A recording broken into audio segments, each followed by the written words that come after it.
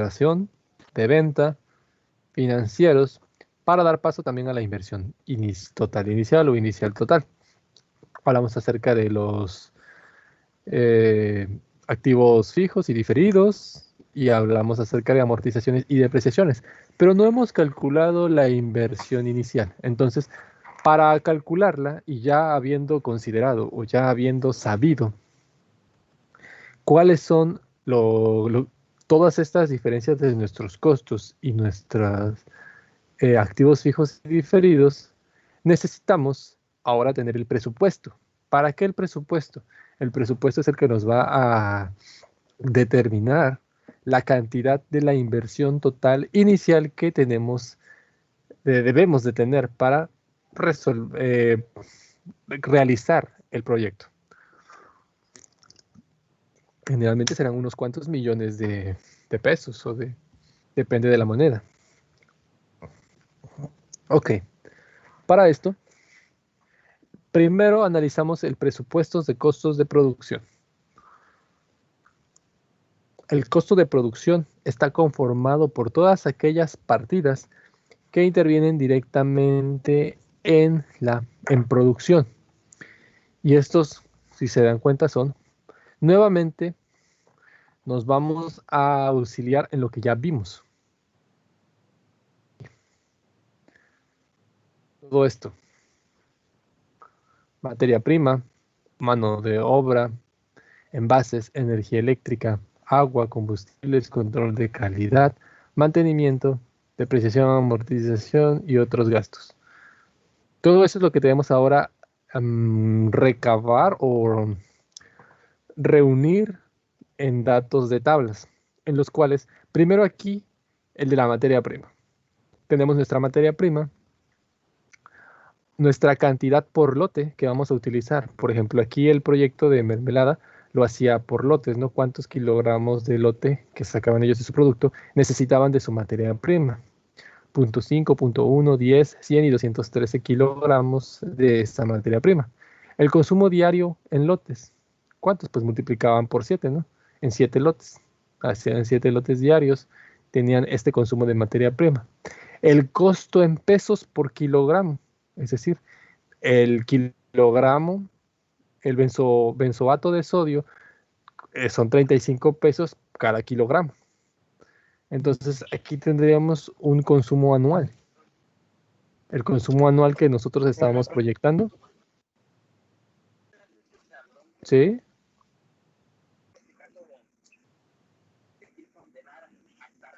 ¿Alguien está hablando?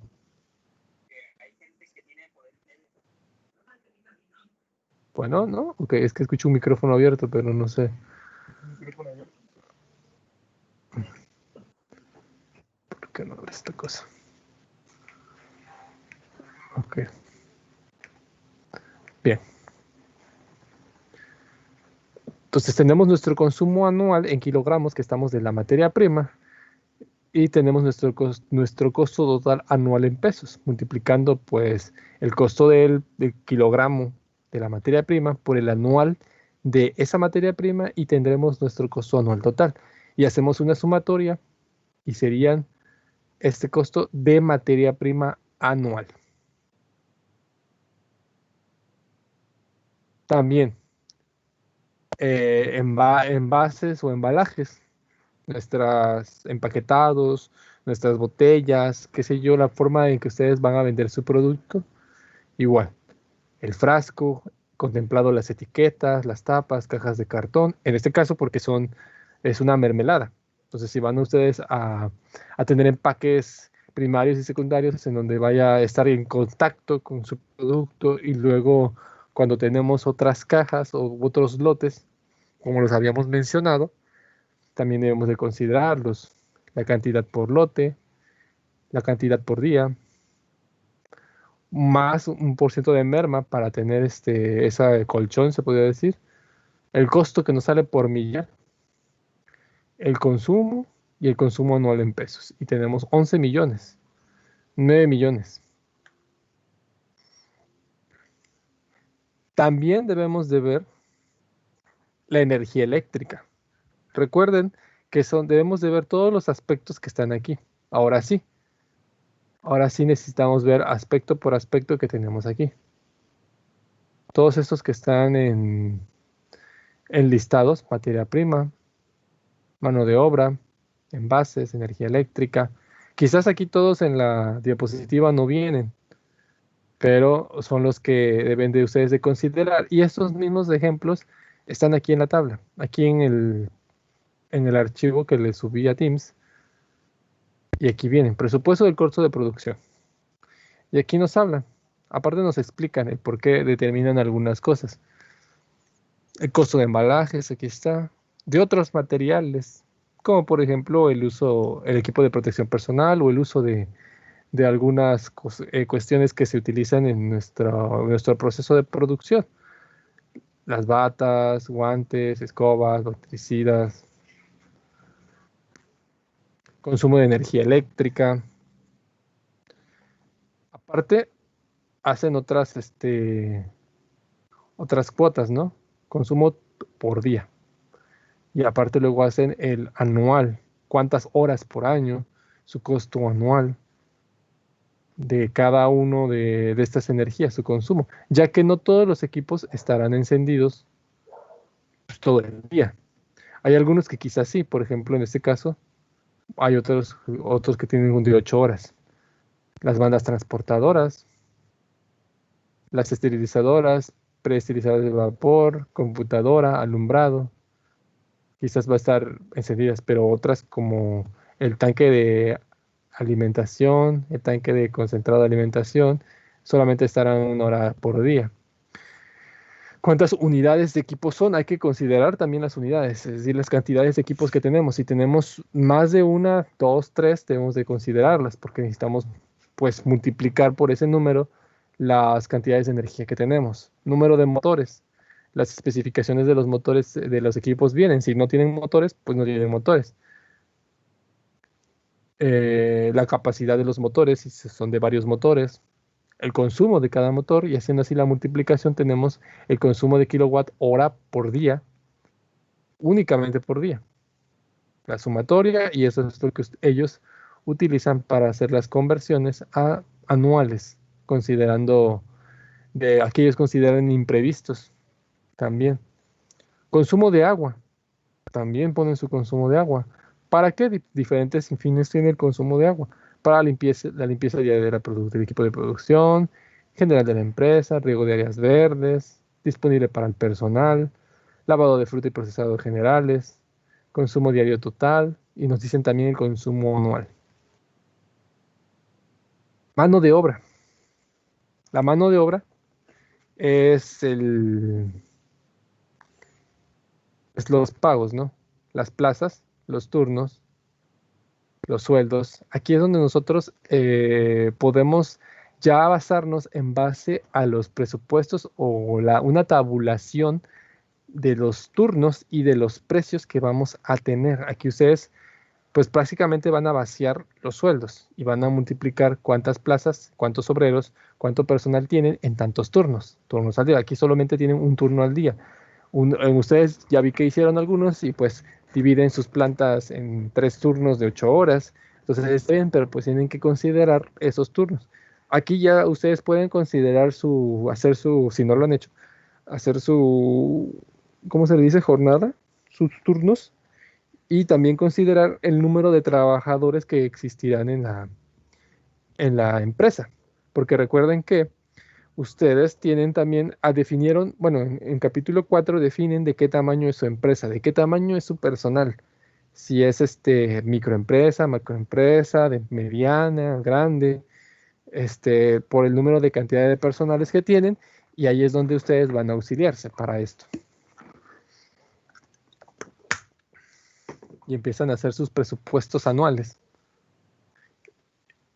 De obra indirecta, secretarias, gerente de producción. Más aparte, recuerden que en su marco legal debían de ustedes considerar prestaciones, ¿no? Es el marco legal de que deben de existir prestaciones. Los artículos, seguridad social, Infonavit, todo ese tipo de cosas que vienen en el marco legal, aquí se aplican. Más que nada, aquí este ejemplo en México nos están dando. Ellos agregan un anual del 35%. para prestaciones que incluyen fondos de vivienda, pagos de servicio de salud, de jubilación, etcétera. Y nos dan que son los 399,000, esto, ay, por 1.35, porque agregan el 35% y les da de 539,460 pesos por año. Porque eso es aparte. Aquí ellos también lo utilizan. Ay, miren qué poquito gana el gerente, 8,000 pesos. Un obrero gana 2,000 pesos mensuales, qué poquito. Es una suposición, ¿verdad? No, pues 2,000 pesos no trabajo en eso, mejor trabajo en otro lugar. Es algo, pues igual ficticio, pero deben de tratar de apegarse a algo real. Quizás pueden decir, no, pues cuánto gana un laboratorista o uno que trabaja en una planta. Más que nada comparen pues precios, ¿no? Depende también del tamaño de su empresa. Influirá mucho eso. Combustibles. Si utilizan combustibles, me imagino que sí. La mayoría debe tener combustibles. Mantenimiento. Los equipos que se les hace mantenimiento. Debe de considerar el mantenimiento de estos. Aquí nos hacen una especie de cálculos en donde nos dicen que los equipos mencionados, el costo aplica el 4% al año de su valor de adquisición, pero pues son lavadora, envasadora, algunas sí son más como montacargas y todo eso, pero nosotros generalmente tenemos equipos industriales como intercambiadores de calor. Bueno, depende también de la planta. Más que nada siempre me voy refiriendo a plantas industriales como Pemex, Braskem y ese tipo de plantas industriales que están en una mayor escala. Entonces, ahí los factores cambian. Los factores de mantenimiento oscilan de entre el 10 al 15%. Ya ustedes decidirán qué porcentaje colocar. Control de calidad. Aquí hacen una breve explicación sobre el control de calidad. Hablan de depreciación. La depreciación la mandan, más que nada redireccionan a donde se hacen los cálculos de depreciación, amortización y depreciación. Ahora aquí es donde están los costos de producción. Suman, una vez que ya se hayan realizado todas estas tabulaciones, porque estábamos realizando los costos de producción. Una vez que tenemos todos estos costos, debemos de sumar todos estos costos para obtener únicamente los de producción. Los de producción. Vean aquí materia prima, envases, materiales, eléctrica, mano de obra, mantenimiento, y suman y tendrán el presupuestos de costos de producción de 22,329,405, o al menos en ese ejemplo. Solamente es producción. Una vez que ya terminan producción, hacen con administración. Es decir, los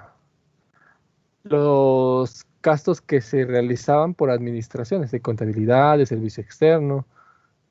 Aquí hacen un ejemplo de 10 por 24 por 300 días laborales. Ustedes igual deben de contabilizar sus días laborales cuando hacen estas cuentas, porque deben de considerar si acaso festivos o paros de planta, ese tipo de cosas. Entonces, generalmente no opera la planta los 365 días del año, más que nada por eso. Por eso aquí les quitan hasta 65 días. Presupuestos de gasto de ventas. Ese es el otro. Gastos de producción, gastos de administración, venta. Entonces, aquí vemos las ventas de acuerdo al organigrama de la empresa, el estudio técnico, generales, choferes. Ajá, y tendremos entonces aquí vigilancia, limpieza general, contabilidad, secretaria, gerente general.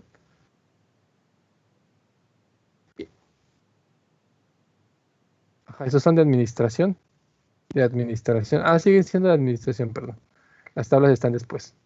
Todas estas tablas eran las que nos mencionan aquí. Y aquí ya nos hablan acerca de los de ventas. Gerente de ventas, chofer, repartidor, publicidad, comisiones, operación de vehículos. Deben de ver qué de estos gastos tendrán para tabularlos. Más que nada es considerarlos. Y aquí viene información acerca de los criterios que ellos toman. Mantenimiento, combustible, viáticos. Por eso suman los 216,000 entre estas cantidades. Una vez que ya hayamos tenido todos estos, podemos determinar los costos total de operación. El costo total de operación de la empresa sería la sumatoria de todo lo de producción, todo lo de administración, todo lo de ventas. Y en este caso, si tuviéramos financieros, que más que nada nos decían que financieros, se trataba a préstamos y intereses que se deben de pagar capitales obtenidos en préstamo. Si ustedes obtuvieron algún préstamo, necesitarían también contemplarlo. Si son millonarios y tienen el dinero, pues adelante, lo hacen, ¿no? Generalmente, pues hay que luego tener, no siempre se tiene directamente todo el capital y se debe y más que nada cuando la empresa es pionera, para poder llevarla a cabo. Y se hacen esos préstamos a entidades que puedan ¿cómo se dice? Proporcionarlas. Y hemos obtenido los costos. Para la inversión inicial necesitamos, ahora sí, si se dieron cuenta, estamos obteniendo los costos anuales, pero todavía no hemos determinado los costos de inversión que debemos de tener al inicio. Esos son, se dan cuenta, anuales, no vamos a estar todos los años teniendo una inversión de ese tipo, ¿no? La inversión es inicial, es cuando se va a hacer el proyecto. Entonces, eso es cuando ya está puesto en marcha o está por ponerse en marcha, o mejor dicho, estos costos que van a existir cada año o los que se proyectan o se consideran para cada año que exista. Entonces, pero inicialmente tenemos va a existir un monto el que debemos de contar para iniciar a trabajar. Entonces, es aquí cuando entran los activos fijos y diferidos. Es donde entran ya todos esos precios que me pusieron en selección de tecnología o características de equipos en un estudio técnico. Ahí les dije que, bueno, algunos, no todos lo hicieron, pero muchos sí, que quitaran todos esos aspectos, todos esos datos de precios que tenían. Es aquí donde ustedes los van a colocar. Van a dividir entre activos fijos y activos diferidos, es decir, tangibles e intangibles, así como su terreno. El activo fijo, pues se divide a todos esos activos materiales que tiene la empresa, entre lo de oficina, cuenta aquí, activo fijo de oficina y ventas, computadoras, escritorios, vestidor, máquina de estufa, horno de microondas, silla de comedor. El precio unitario de cada uno de esos, la cantidad y la multiplicación de la cantidad por eso para obtener ese valor de activo fijo. Recordemos que el terreno no se deprecia ni se amortiza. Al contrario, los terrenos aumentan su valor con el paso de los años. Deben de tener en cuenta cuánto les va a salir su terreno. Va a la construcción que van a ustedes a utilizar. Por ejemplo, construcción en concreto, en lámina, barda perimetral, ellos utilizan. Y aquí nos dan las estimaciones de sus dimensiones de su planta, nos ponen cuánto cuesta el costo del metro cuadrado para construcción, en lámina, en la caseta de vigilancia, y nos dan su total de obra civil. Más que nada es eso, presentar todos los equipos que están presentando, más aparte los de oficina que no están considerados en la parte del estudio técnico. Las computadoras, escritorios, todo ese tipo de cosas que existan, que esos bienes materiales que son considerados como activo fijo. Y el activo diferido. Vimos que el activo diferido eran aquellas cosas intangibles que no se pueden, que no, que adquirimos para un beneficio, como marcas, patentes, todo ese tipo de cosas. Pero como ustedes están iniciando, no tienen como tal una patente o una marca que hayan comprado o algo de esa índole, por lo que generalmente el activo diferido o intangible se maneja de la siguiente manera, como la planeación e integración, la ingeniería del proyecto, la supervisión y la administración del proyecto, porque será un gasto, pero es un gasto de otro tipo, no es un gasto que ustedes tendrán así como esta forma, como que están pagándole por materia prima o están pagando por agua. Es diferente el gasto si se dan cuenta. Nada más fíjense el nombre o los tipos de consideraciones que están haciendo. Planeación e integración, ingeniería de proyecto. Y aquí ellos multiplican por un factor, el factor de depreciación que tengan dependiendo de del organismo gubernamental. Este ejemplo está basado aquí en México, no recuerdo en qué año, pero pueden buscar acerca de estos, por ejemplo, aquí nos dicen, para la empresa y en la etapa inicial los activos diferidos relevantes son planeación e integración del proyecto, el cual se calcula como el 3% de la inversión total sin incluir activo diferido. Por eso ellos hacen su cálculo y tienen su inversión del el activo diferido. Equipo de producción. Aquí, bueno, aquí ya tienen equipo tanto fijo como diferido, que son el de producción, de ventas, terreno, todos los diferidos, el subtotal y aparte agregan un 5% más, un 5% del total por imprevistos. Pueden existir luego imprevistos de cualquier índole, emergencias, cosas que no se hayan considerado y deben de tenerse una especie de como seguro, no tanto como un seguro, como un ahorro o un dinero extra para poder considerar ese tipo de imprevistos que puedan surgir en en el transcurso del desarrollo del proyecto. Y eso tendrían ustedes su activo diferido. Aquí, amortización, depreciación y amortización. Eso es lo que también hablamos acerca de esto, cómo se deprecian los activos fijos y cómo se amortizan los diferidos. En este caso ellos ponen inversión diferida, que son los 390.860. El, está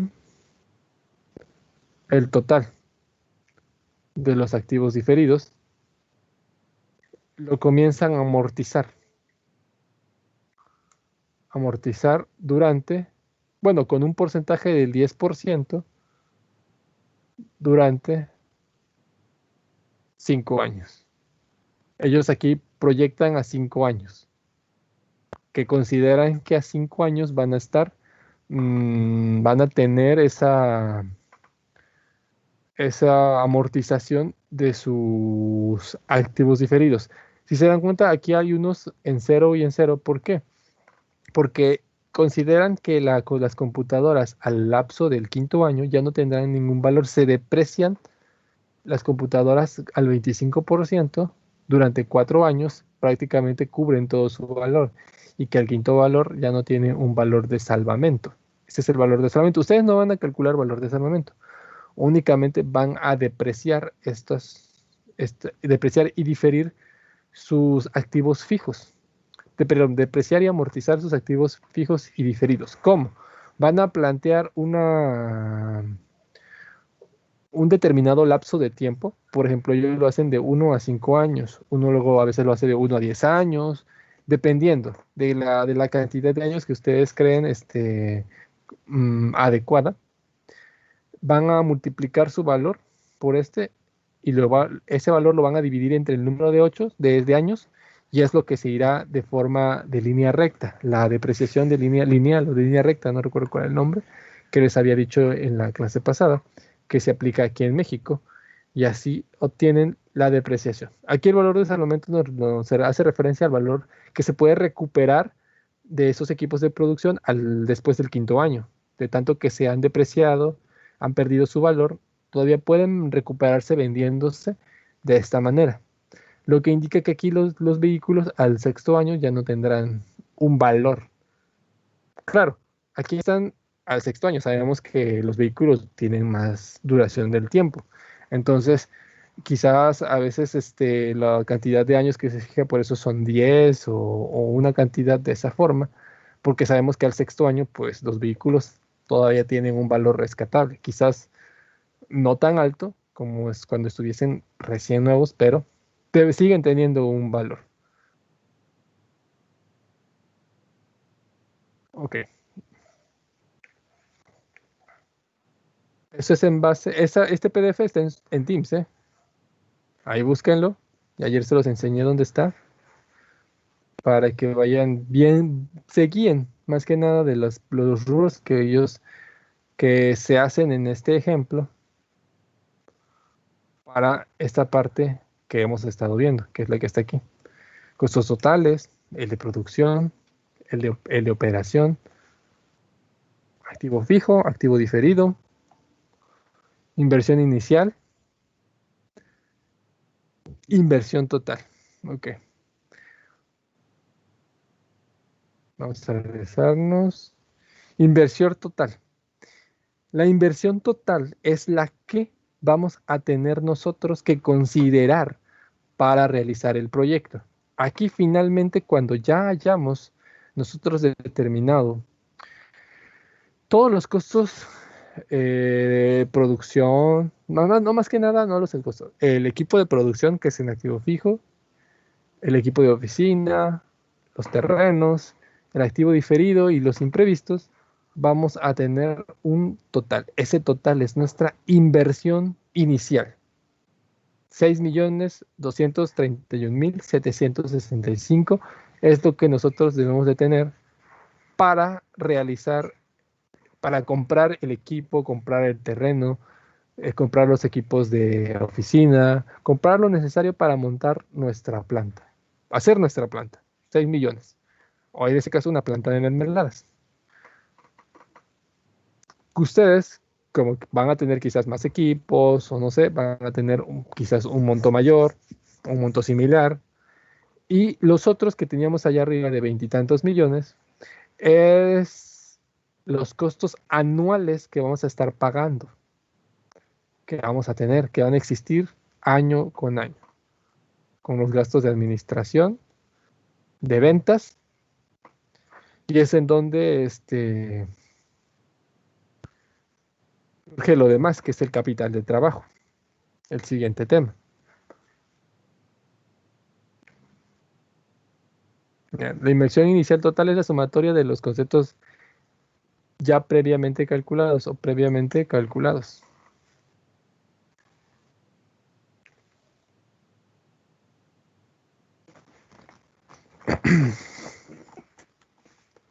¿Hasta aquí dudas?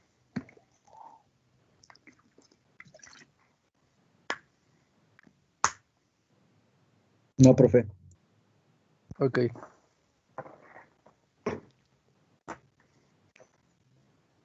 Capital de trabajo. A ver. Se me da la garganta de hablar. Araceli, perdón. ¿Podría continuar leyendo la diapositiva? Claro. La de capital de trabajo. Sí, por favor. Desde el punto de vista contable, el capital del trabajo se define como la diferencia aritmética entre el activo circulante y el pasivo circulante. Desde el punto de vista práctico, está representado por el capital adicional, distinto de la inversión en activo fijo y diferido, con que hay que contar para que empiece a funcionar una empresa. Esto es, hay que financiar la primera producción antes de recibir ingresos. Muchas gracias. Así es. Nosotros cuando hablamos de capital de trabajo es excluir o es muy aparte acerca de la inversión inicial que tenemos que tener, que debemos de hacer para crear nuestra empresa. Ahora más que nada es los gastos o más que nada, como nos dicen, el activo circulante y el pasivo circulante que nos van vamos a contemplar o financiar para la primera producción antes de recibir los ingresos.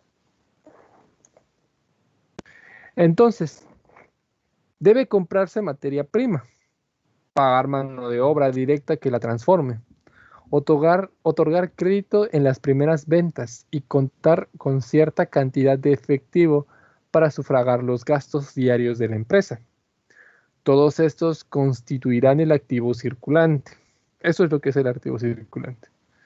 Pero así como hay que invertir en estos rubros, también se puede obtener crédito a corto plazo en conceptos como impuestos a algunos servicios y proveedores, y esto es el pasivo circulante. De aquí se origina el concepto de capital de trabajo, es decir, el capital con que hay que contar para empezar a trabajar. Vean, una cosa es la inversión inicial que debemos de nosotros de tener o de más que nada contar para montar nuestra planta, comprar todo lo necesario para tenerla, pero de ahí que todo va a empezarse gratuitamente o todo va a ser gratis, así por magia, ¿no? ¿Verdad? Debemos de contar dinero para comenzar a producir, para comenzar a operar la planta. Eso es el capital de trabajo. Aunque el capital de trabajo también es una inversión inicial, tiene una diferencia fundamental respecto en la inversión de activo fijo y diferido.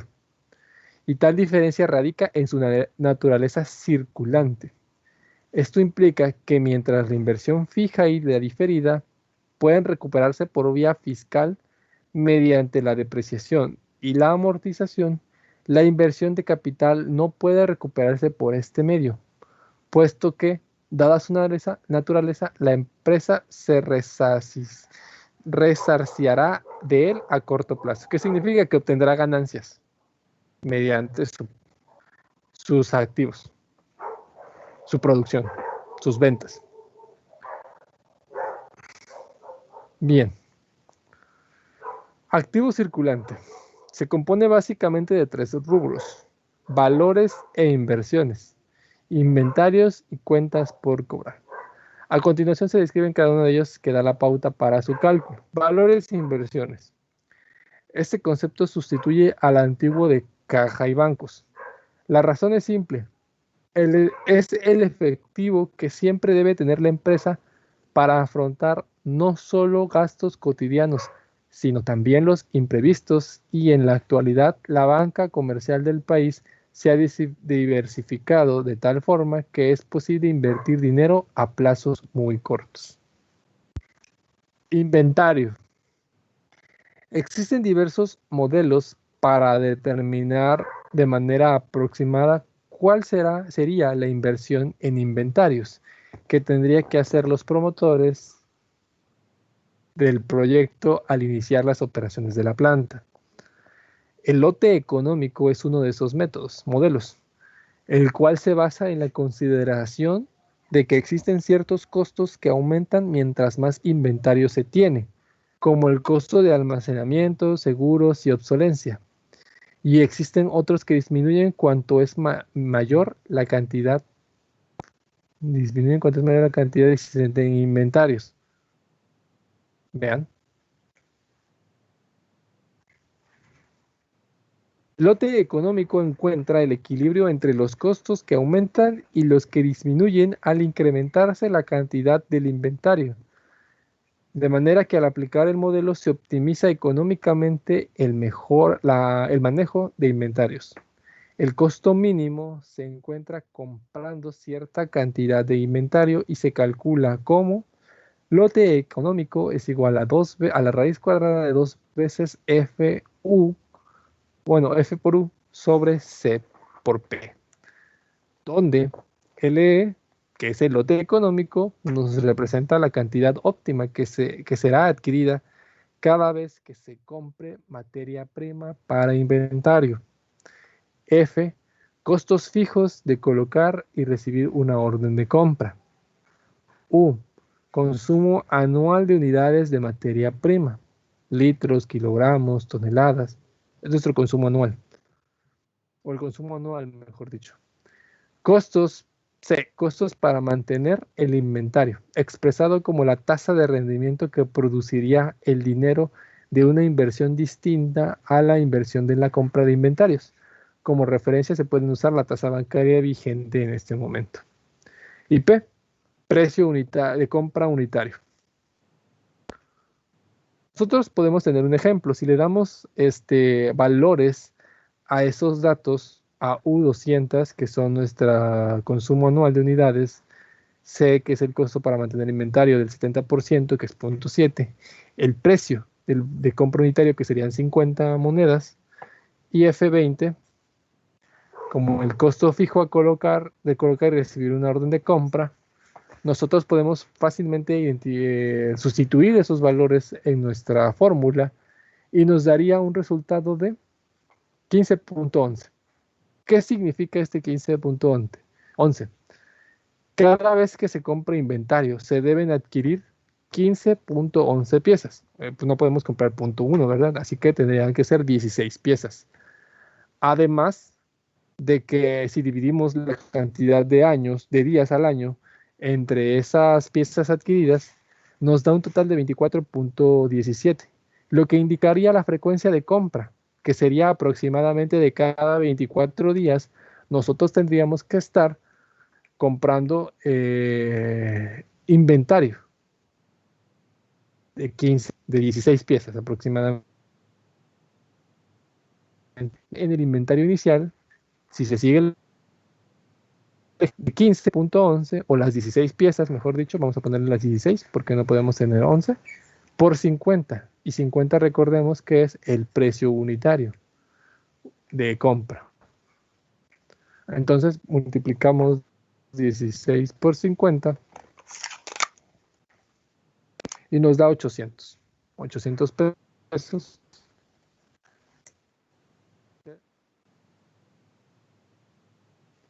Lote económico o la cantidad para inventario que debemos de tener.